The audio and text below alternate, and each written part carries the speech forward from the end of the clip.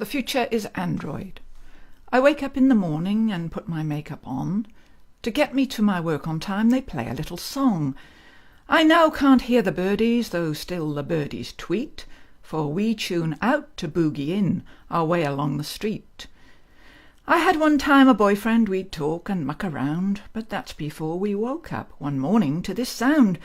They said there'd be no R&R, that we must work all hours. We have to do their beckoning, 'cause they have higher powers. It gets me right down sometimes when I can't get to sleep, but I know from my voicemail and turn off at the beep, then wake again, refreshed, renewed, to eat what I am fed, then off to work again each day, still longing for my bed. I have been stripped of all my eggs, they're in cold storage space, so when I want to procreate, to fill the human race, it's all done in a test tube. So I don't stop from work. My designated role in life's a cyber filing clerk. It started with the internet and I became a fan. I sort of thought it weird though when I came home to jam. I couldn't quite work out how it went so fast. As time went on, I found it odd that I just couldn't sleep without being told just when to by that electric beep. They'd electronically netted us. They say I won't miss children, they say they're passé now, but sometimes all I feel like's some electronic sow. I've got my tiny little flat that's really just a stall, and always being told what to do drives me right up the wall. We used to have these churches, I think that's what they're called, where people used to pray. But they went out of fashion, that's all just yesterday. Now every time I want to think, I'm bleeped which thought to take, 'cause if you were a Christian they'd burn you at the stake. Metaphorically speaking, the secularists say they were imposing on us. It started off with embryos, and then they got the sperm, and then they put this thing in us that feels just like a worm. It tuned me to the internet, where I found my true place, and yet it seems just yesterday there was a human race. There's ladies now for pleasure, and ones like me for toil. There's men, but they're all buggered in electronic foil. Some warned of the apocalypse, but we replied, "You're mad." We told those guys to just piss off, but really we'd been had. There's this new race of leaders comprised of our spare parts, who treat us just like Automons. They've lost their human hearts.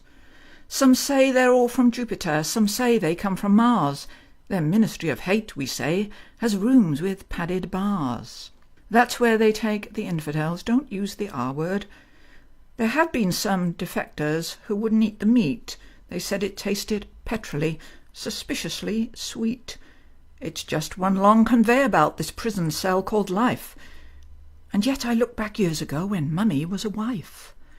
It started with this feeling like tendrils in your brain, these nano-optic fibre things that sometimes caused us pain. Now, before people just had these funny sensations down their spines, the swines. We didn't feel it happening till one night we fell asleep, and then that sunny morning we heard the bloody beep. It all happened ever so suddenly. After that, as I said, we marched in squads to trains to this infernal song, and all got off like sheep do, thinking, someone's radio's on. It sort of was like mindset. They turned it off and on, but if you tried to tune it out, why, you'd be bloody gone. They make most kids in tubes now and hatch them out in glass, sort of like a womb thing, with criteria to pass. If you've got one wrong genome, they put you in a bin. They used to call it doing wrong. They used to call it sin. So there really are some children, but from the chosen few. I've never really seen them except on auto cue. They give us all these messages like voices in your head, and if you try to buck one, why then of course you're dead. It's called the Tower of Babel by radicals who fled.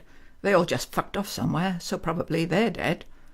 It's really mostly food I hate, just potions, pills and junk. They say it's our leftovers, 'cause when we're dead, we're junk. I sometimes try to sit and think. That's way beyond us all. Trying to think even one tiny bit makes my injections crawl. And when our leader comes on set, we all kowtow and bow. He has his pleasure, ladies, or more times funny men, a sort of strangely new third race. So it's all over then. Those god-men and their princelings say they are divinized. They laugh that we just got it wrong, say we were satanized. But still some nights I dream of him, that Jew with those blue eyes. They crucified him long ago beneath a sea of lies. September 2010.